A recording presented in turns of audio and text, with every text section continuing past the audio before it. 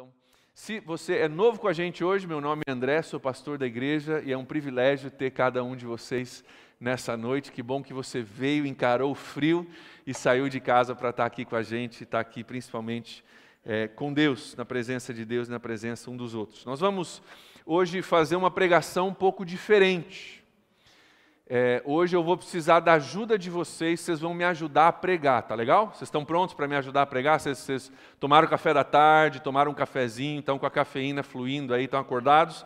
Vou precisar da ajuda de vocês. Eu tenho aqui duas placas de altíssima qualidade, que eu mesmo fiz, tenho muito orgulho delas, que tem duas palavras nelas, importante e não importante.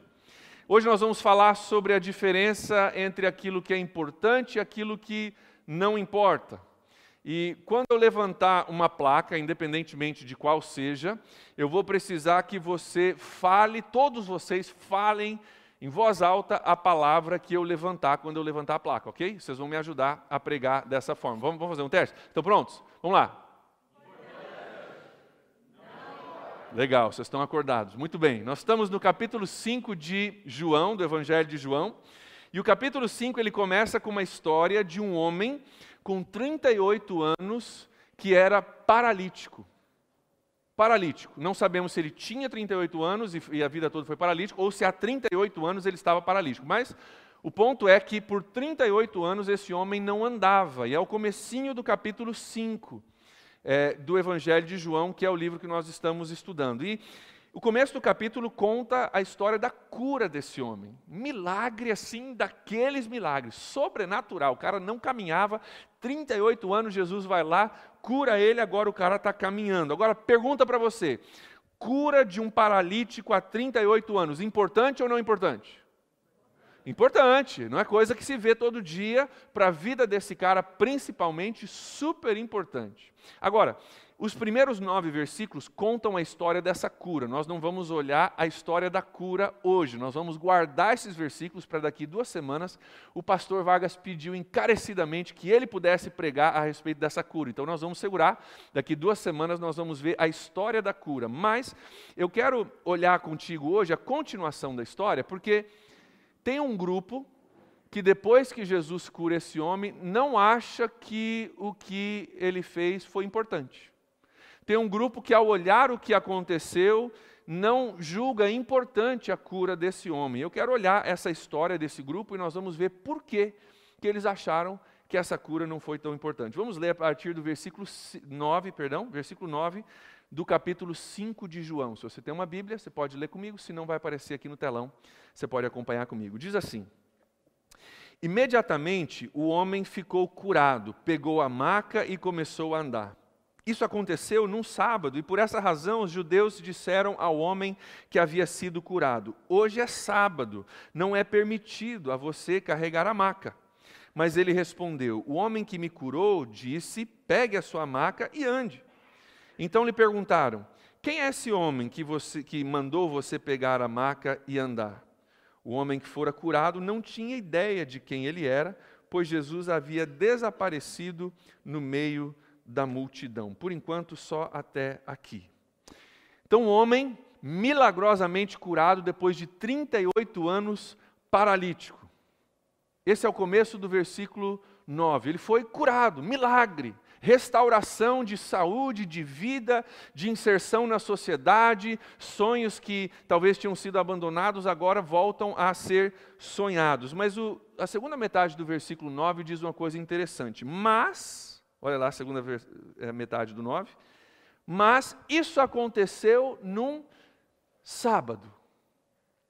E o que isso tem a ver com a história? Que isso aconteceu num sábado. Qual diferença faz isso ter acontecido numa segunda ou numa quarta ou num sábado? Por que a Bíblia menciona isso? E por que nós vamos ver dar um bafafá isso? Porque havia naquela época uma lei entre os judeus em que não se podia trabalhar no sábado, certo? Está lá nos 10 mandamentos, é uma das leis de Deus que o homem possa descansar no sábado, porque lá em Gênesis capítulo 2, versículo 3, diz na história da criação que Deus criou o mundo e no 7º dia ele descansou. Não é um descansar no sentido que a gente pensa de quem está cansado, porque Deus não se cansa. Mas é um parar depois de completar uma obra e você poder curtir, você poder olhar e falar, cara, que legal.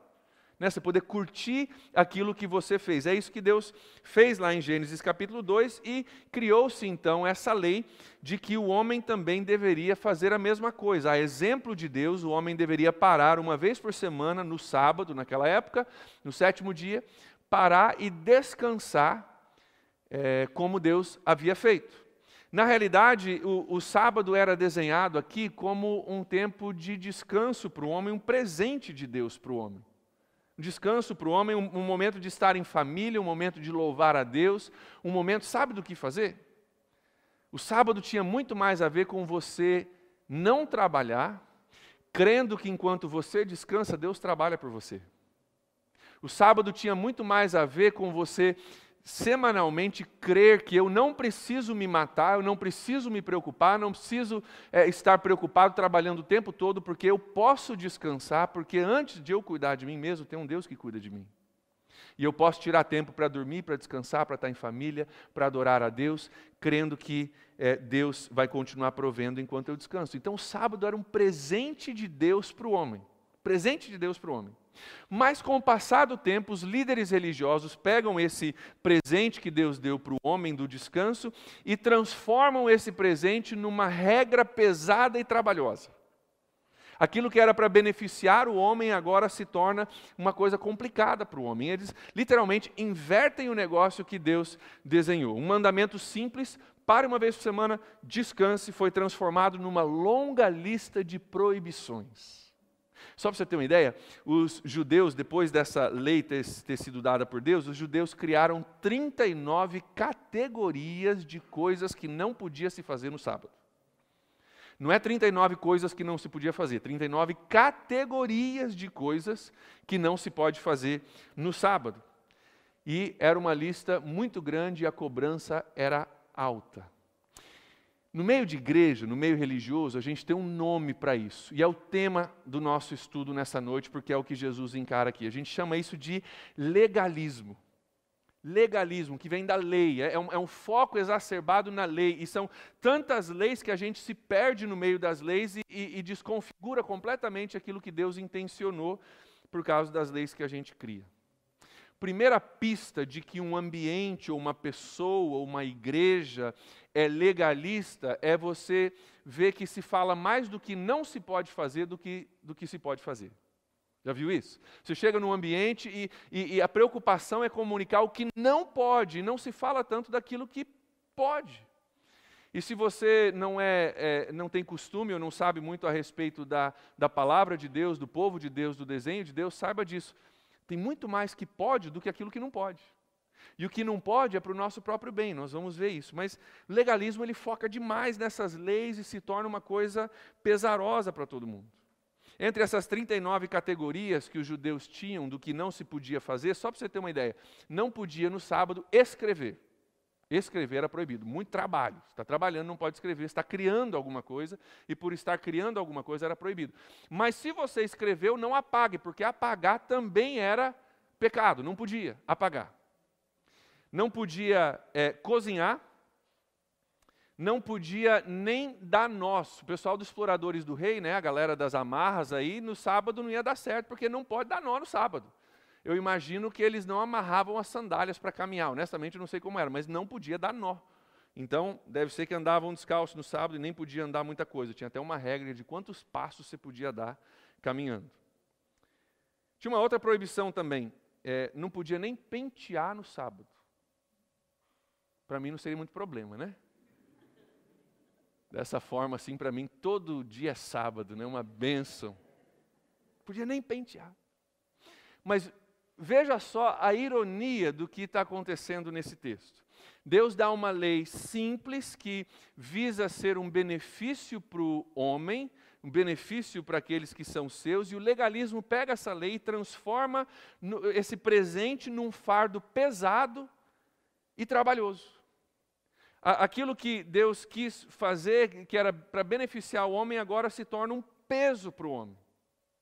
E há uma inversão total do intuito de Deus, uma inversão total dos valores de Deus. E aí a gente vê que é porque o legalismo pegou uma lei de Deus que e ela encheu com um monte de coisas que não importam. Agora dava trabalho guardar o sábado. Pensa nisso. Sábado era para descansar, certo? Agora é trabalhoso guardar o sábado, porque tem uma lista infinita de coisas que agora eu não consigo descansar, porque vai que eu estou fazendo alguma coisa errada. Dava trabalho descansar. E assim é o legalismo. O legalismo, muitas vezes, ele se perde no meio de tantas regras e tantas coisas que ele se torna contraditório. Dá trabalho descansar, é pesaroso relaxar, e é isso que aconteceu nesse texto. Porque é uma regra de Deus que visava beneficiar o homem, adicionou-se 39 regras humanas, e essas regras desfiguraram o sábado.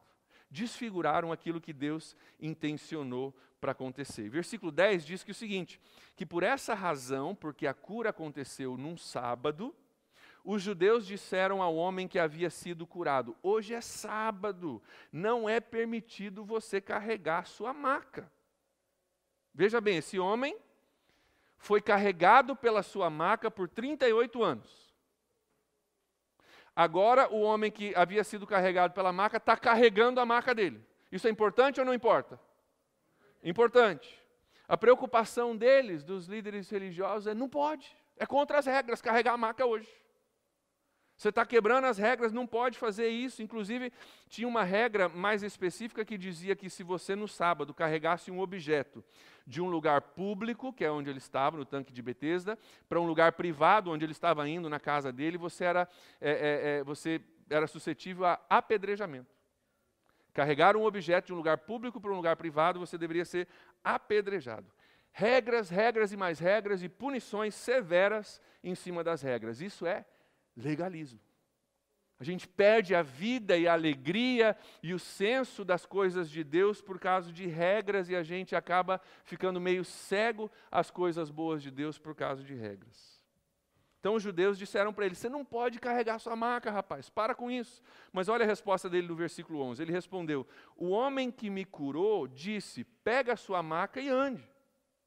É como se ele estivesse dizendo, vai falar com o cara que me curou, porque ele me curou, mandou pegar minha maca e andar, e eu só estou fazendo aquilo que ele me disse para fazer. Então vai falar com Jesus, teu problema é com ele, não é comigo. Mas é interessante no versículo 11, porque o homem, ao responder os líderes religiosos, ele dá duas informações bem importantes. A primeira informação é, eu fui curado. O homem que me curou, ele diz, olha, eu fui curado, eu não caminhava há 38 anos, agora estou caminhando, carregando minha maca, então eu fui curado. Primeira informação. Segunda, esse homem me mandou carregar minha maca. Então, primeira informação, um paralítico de 38 anos foi curado. Isso é? Mas ele está carregando a maca dele num sábado, isso? Os judeus recebem essas duas informações, fui curado, estou carregando a minha maca, e olha a pergunta que eles fazem no versículo 12. Então lhe perguntaram, quem é esse homem? E se eu tivesse que terminar esse versículo, eu terminaria assim, quem é esse homem que te curou? 38 anos paralítico, isso é um milagre, quem é esse homem? Mas olha a pergunta que eles fazem. Quem é esse homem que mandou você pegar a maca e andar? Sério? Entre a cura de um homem e o carregar a maca no sábado. Nós estamos preocupados com o carregar a maca no sábado. Sério isso? Gente, assim é o legalismo. O legalismo é um veneno que mata a nossa alegria das coisas de Deus, porque tem tanta regra no caminho, que a gente, às vezes Deus está trabalhando na nossa frente, do nosso lado, é óbvio, mas a gente não consegue enxergar, porque a gente filtra tudo por um filtro de regras, e a gente não consegue enxergar o que Deus está fazendo, a gente não consegue ver, e muito menos receber aquilo que Deus está fazendo de diferente no nosso meio, que é inesperado. O legalismo, ele acontece toda vez que a gente confunde o costume humano, a preferência humana, ou o jeito humano com as leis de Deus. Toda vez que a gente confunde o costume nosso, a nossa preferência, aquilo que nos é costumeiro fazer com a lei de Deus, o legalismo se instala. A lei de Deus, é importante a gente entender, a lei de Deus, ela é? Nós vamos falar sobre isso. Mas os costumes humanos baseados, comparados com a lei de Deus? Não importa.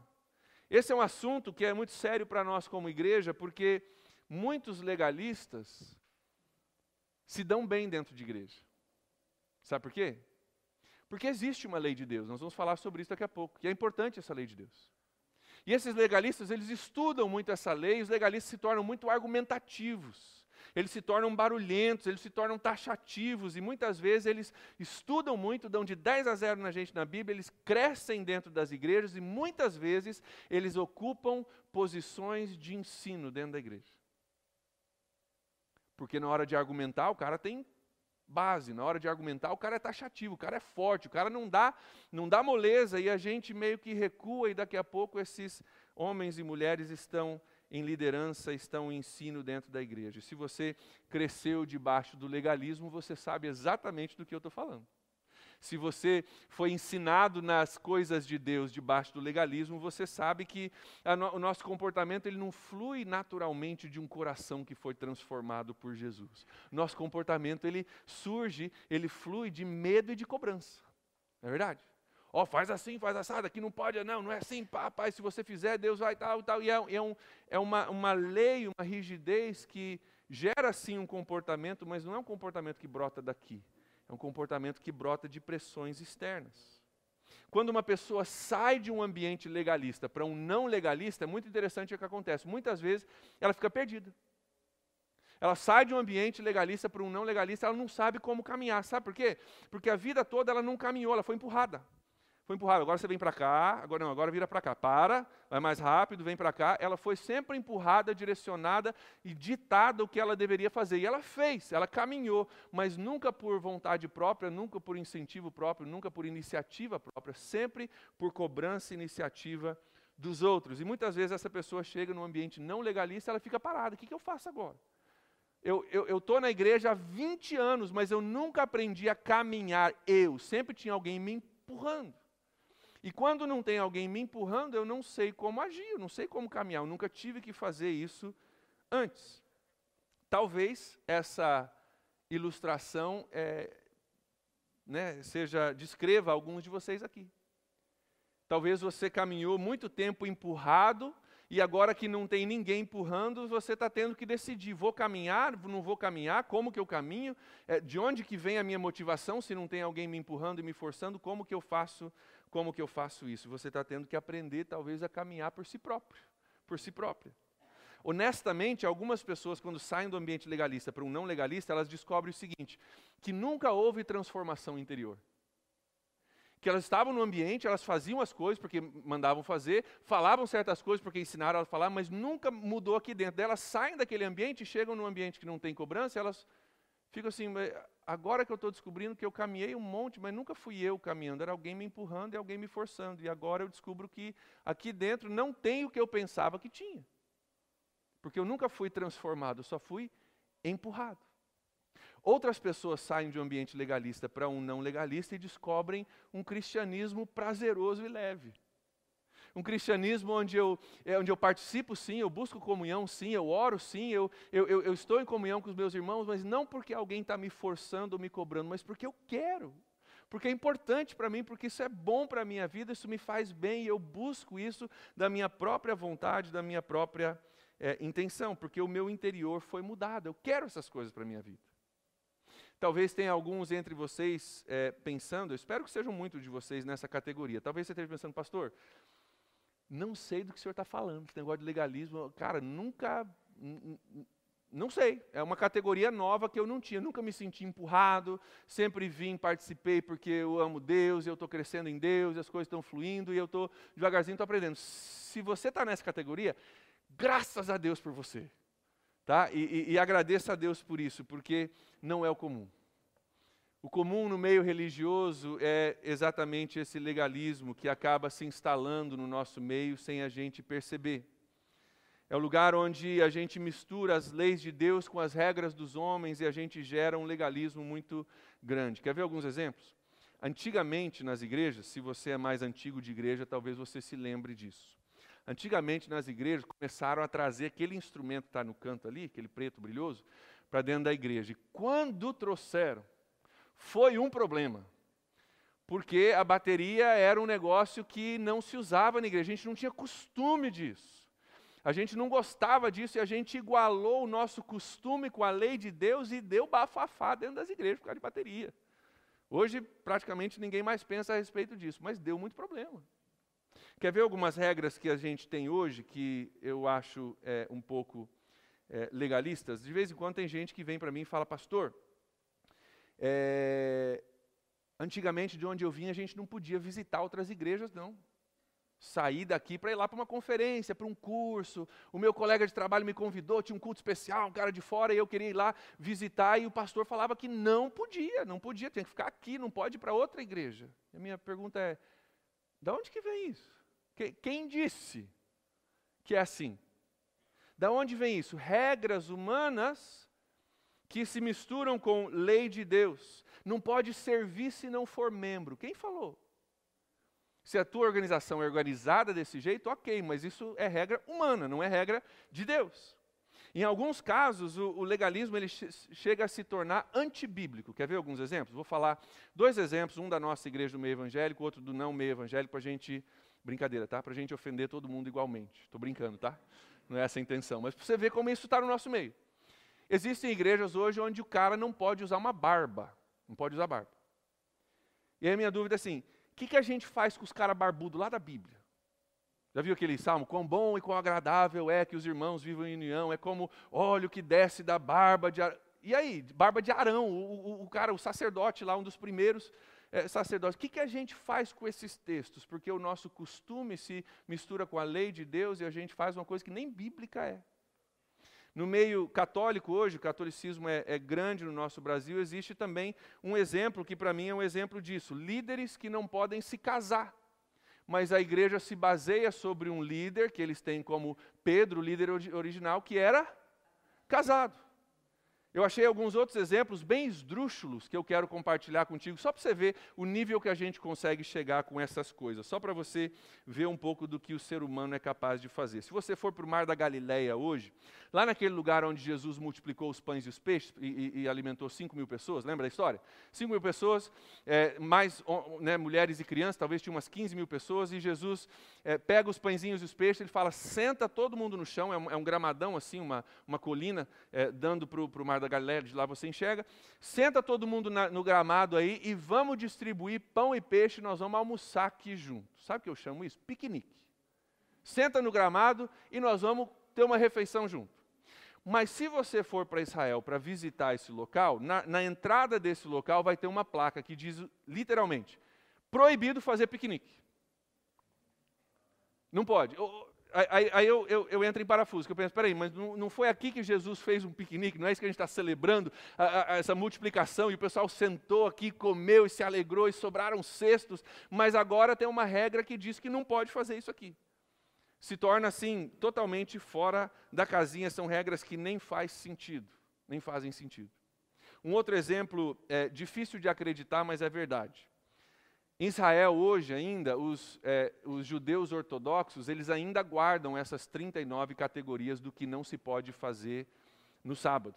Só que essas categorias elas tiveram que ser atualizadas porque se inventaram novas coisas e à medida que se inventa novas coisas, você precisa atualizar o que pode e o que não pode. E uma das atualizações é que você não pode, no sábado, apertar um botão.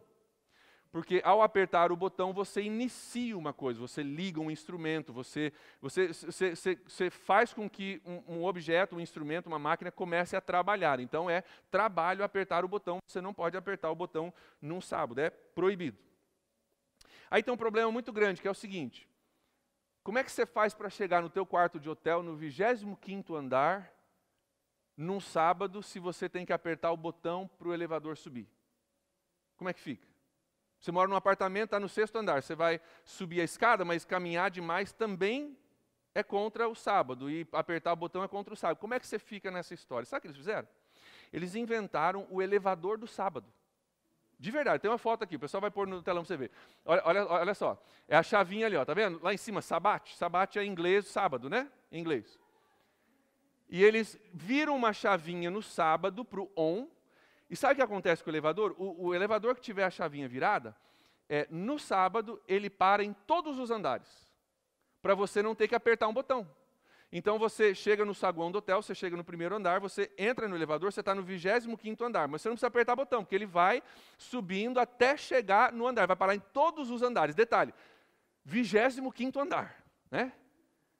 Ele vai parar em todos os andares até você chegar lá, porque não pode apertar um botão, porque é uma regra onde se perdeu a alegria de guardar o sábado, de sim louvar a Deus, de sim estar em família, de sim descansar, mas agora nós estamos tendo que inventar elevadores que não usam botão, que param em todos os andares, o cara gasta um tempão, não está nem conseguindo estar em família, adorar a Deus, porque está só subindo o elevador.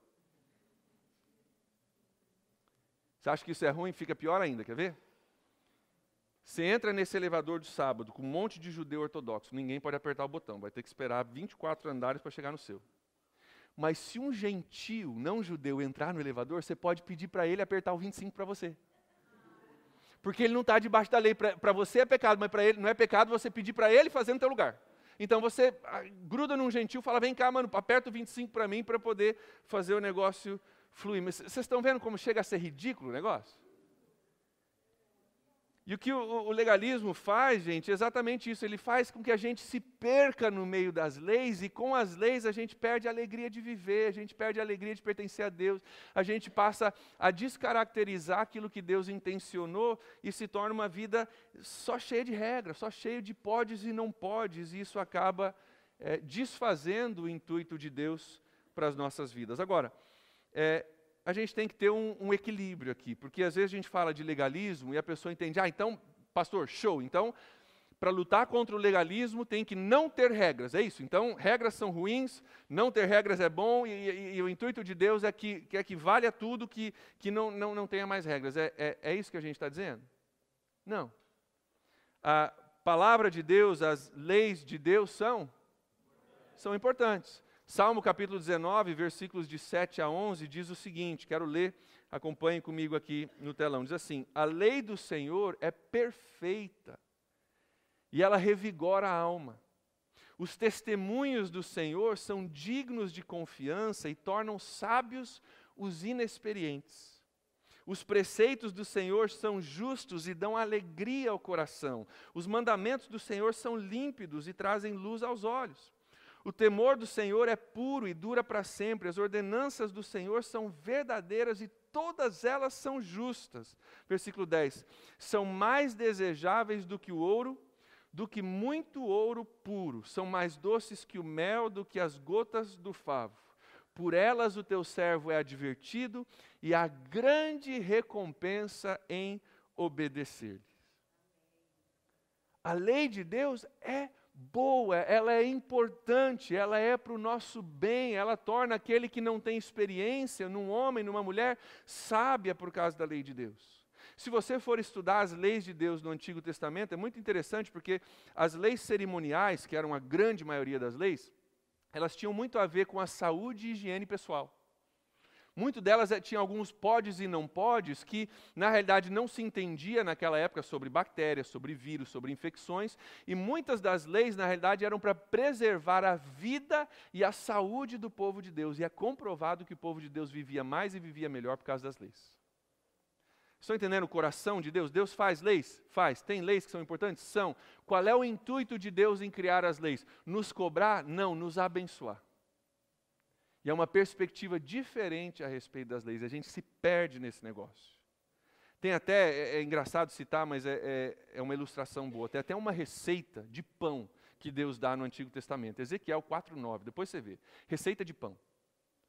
Ele pede que pegue 4 grãos diferentes, misture e asse. E o povo de Deus fazia isso por um tempo. Deus mandou, ele falou, pegue o pão, faça desse jeito. Então é lei, vamos obedecer porque tem que obedecer. Muitos anos depois, cientistas foram estudar esse pão. E descobriram que se você seguir essa receita de Deus, você tem uma proteína quase perfeita, de tão alta qualidade quanto um ovo, no meio de um povo e de um lugar que não tinha muita proteína. Deus dá uma receita de pão que tem altíssimo nível de proteína. Além disso, 18 aminoácidos, entre eles 9 dos essenciais, fora as vitaminas e minerais que tinha ali. E aí a gente olha uma regra que parecia ser uma regra e descobre o coração de Deus por trás da regra, que é abençoar, que é dar saúde, que é dar vida, que é dar prosperidade. Então Deus deu uma lei sim, faça pão, mas a lei era para o nosso benefício, para que a gente pudesse viver uma vida saudável. Esse é o coração de Deus. Quando Deus dá uma lei, não é para o bem de Deus, é para o nosso bem. E o legalismo, ele inverte isso, em vez das leis nos servirem, nós agora servimos a lei. Em vez das leis serem para o nosso benefício, nós agora vivemos para o benefício da lei. E isso acaba tirando a nossa alegria em Deus e é um veneno que a gente precisa lutar contra. Deixa eu citar alguns exemplos de como a lei do Senhor é boa e ela não é para o benefício dele, mas para o nosso benefício. Quando Deus diz que divórcio não é uma coisa legal, acontece? Acontece. É triste, acontece. Mas quando Deus diz que não é legal, é porque Deus é um cara chato ou é porque Deus nos ama? É só você perguntar para a criança, para o filho de um casal divorciado, ela vai te dizer se é porque Deus é chato ou é porque Deus nos ama. As pessoas que sentem o impacto disso, dizem, cara, essa é uma boa lei. Essa lei do Senhor é perfeita, ela revigora a alma. Os testemunhos do Senhor são fiéis e justos, são mais desejáveis do que o ouro, porque isso tem um impacto direto na minha vida. E quando Deus diz não para alguma coisa, é porque Ele me ama, não porque Ele é um estraga-prazer. Quer ver outro exemplo? Quando Deus diz que um marido e uma mulher devem ser fiéis um ao outro em seu casamento, é porque Deus é um cara antiquado, não se atualizou para 2018, é um cara meio quadradão, meio do passado, ou é porque Deus nos ama e sabe o que é melhor para nós? É só você conversar com um casal que já passou por uma situação dessa. E você vai descobrir que as leis do Senhor são perfeitas. Que Deus sabe o que faz. E quando Ele dá um não para a gente, é sempre com o nosso benefício em mente. Sempre com o nosso benefício em mente. Mas nós queremos ser independentes. Nós temos uma aversão à lei. A gente fala, então vamos eliminar todas as leis. Mas não, a lei do Senhor é perfeita. A gente guarda a lei do Senhor. O que a gente precisa aprender a fazer é separar na nossa convivência, na nossa vida, na nossa igreja, aquilo que é daquilo que não. A gente precisa aprender a separar isso, separar aquilo que é de Deus, aquilo que é bom, daquilo que é do homem, daquilo que atrapalha, daquilo que nos faz perder visão daquilo que Deus tem para a gente. Alguns exemplos me ajudem aqui. Um louvor genuíno a Deus. Se esse louvor é feito com luz acesa ou luz apagada. Uma pregação bíblica. Se o pastor está de terno ou gravata ou de calça jeans. Falar com Deus. Se você fala com Deus na faculdade, na rua, no trabalho, em casa, dormindo, não importa. Ajudar as pessoas. Se você ajudar numa segunda, num sábado, num domingo. É separar as coisas que são importantes das coisas que não importam. É você saber o que é de Deus e o que é para o meu benefício, o que é do homem, e às vezes é simplesmente uma regra que a gente está acostumado, mas que acaba tirando a nossa alegria. Voltando à história original, no versículo 14, mais tarde Jesus encontra com esse homem que havia sido curado no templo. E Jesus diz para ele, olha, você está curado, Jesus diz, versículo 14. Que legal, você está curado, você está em pé, você está caminhando, você está no templo. Que coisa boa. Aí Jesus diz o seguinte, não volte a pecar, para que algo pior não aconteça a você. Aí parece que Jesus foi meio legalista, né? Você pecou, por isso foi amaldiçoado, tal, não faça isso de novo. Na realidade, o que Jesus está dizendo aqui é o seguinte, eu creio que Jesus trouxe uma cura física a esse homem para poder falar com ele sobre coisas espirituais. O que Jesus está dizendo não é, se você pecar de novo, Deus vai mandar um raio do céu na tua cabeça, você vai ficar pior do que você estava antes. Sabe o que ele está dizendo? Eu te curei de uma doença física. Cuidado agora com o pecado, que é uma doença espiritual, que pode trazer um resultado muito pior do que a paralisia na sua vida. Cuidado para não ser curado de uma coisa física e acabar sendo infectado por uma doença muito pior, que gera um problema muito maior para a sua vida. É o que Jesus diz. Pecar dá lugar a uma doença que pode ser pior do que você já tinha. Versículo 15, o homem foi contar aos judeus que fora Jesus quem o tinha curado. Porque lembra que ele foi procurar Jesus, não conseguia encontrar, Jesus tinha se escondido, agora ele se ligou. Foi Jesus. Então os judeus, versículo 16, passaram a perseguir Jesus, porque ele estava fazendo as coisas no sábado. O fato do cara estar curado, ninguém se preocupa, mas ele ter quebrado as regras incomoda. O fato do homem estar no templo andando sem maca, ninguém quer saber disso. Mas o que eles querem saber, onde é que está Jesus, porque ele está quebrando as nossas regras. A especialidade do legalismo é trocar o que? Pelo que não. Essa é a especialidade do legalismo. O autor e pastor Charles Swindoll, um dos grandes expositores da Bíblia, hoje ele tem 83 anos. Ele conta a sua própria experiência com o legalismo. Ele diz o seguinte: eu comecei a medir a qualidade da minha vida espiritual e da vida espiritual dos outros, baseado numa longa lista de podes e não podes, onde eu media o valor da pessoa baseado na sua performance e realizações espirituais. Em vez de experimentar alegria no meu coração e no meu relacionamento com Jesus, eu me tornei crítico e julgador. Devagarzinho eu cultivei uma perspectiva dura, negativa e rígida. A liberdade já não existia mais. O louvor era seco. Servir ao próximo, então, era trabalhoso. Eu não me dei conta no momento, mas o legalismo estava me sufocando, ele diz. Gente, o legalismo é uma doença espiritual. Doença espiritual. Altamente infecciosa. Que nós precisamos lutar contra.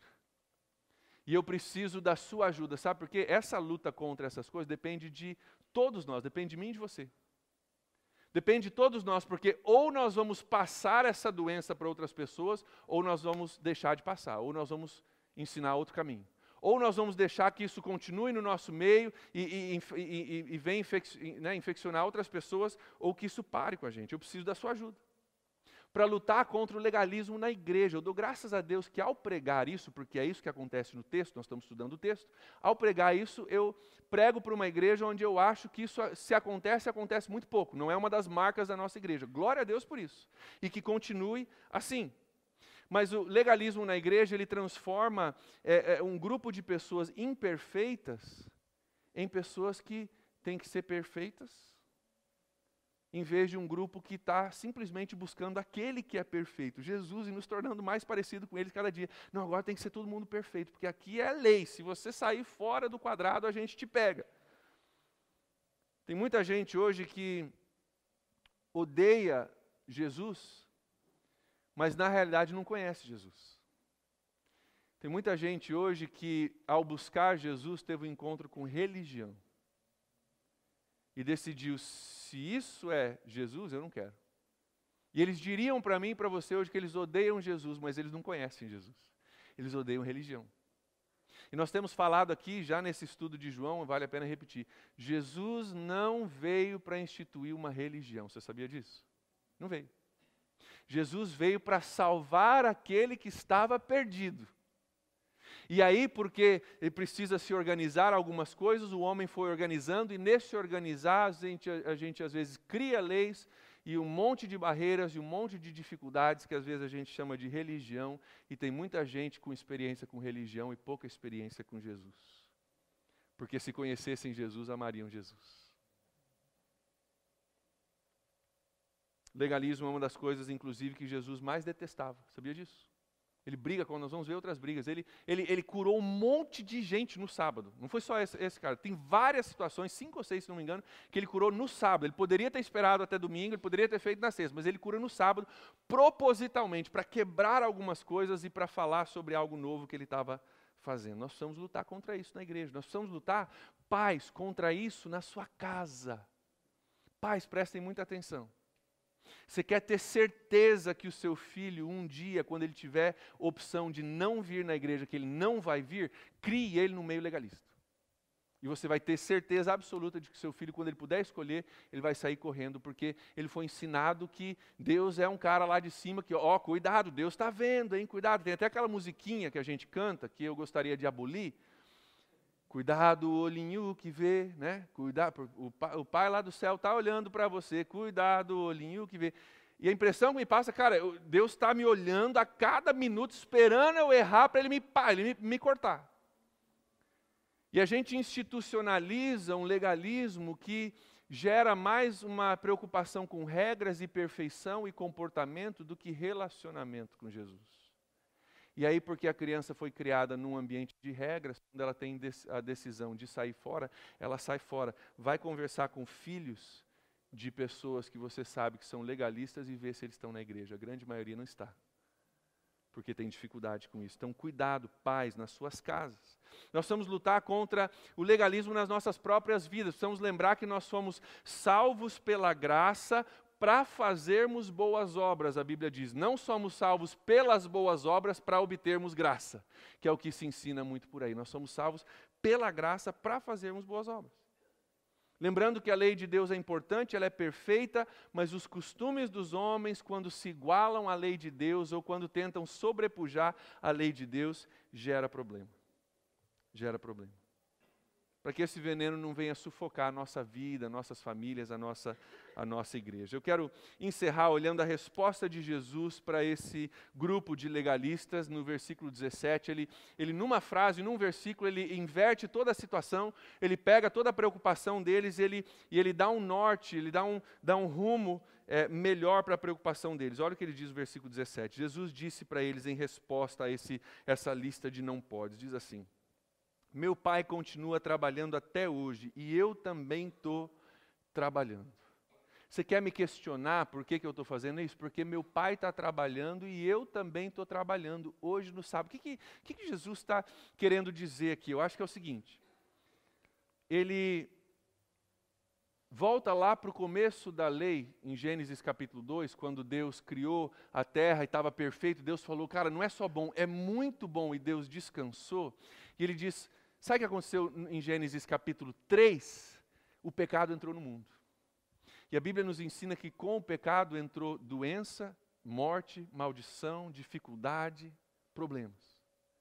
Eu acho que o que Jesus está dizendo no versículo 17, dizendo, desde que o pecado entrou no mundo e estragou a criação que estava muito boa até o capítulo 2, desde então meu pai está trabalhando para refazer a história da humanidade, para reconstruir um mundo perfeito, para salvar, para curar, para libertar as pessoas. Desde o capítulo 3 meu pai está trabalhando, e se ele está trabalhando, eu estou trabalhando junto.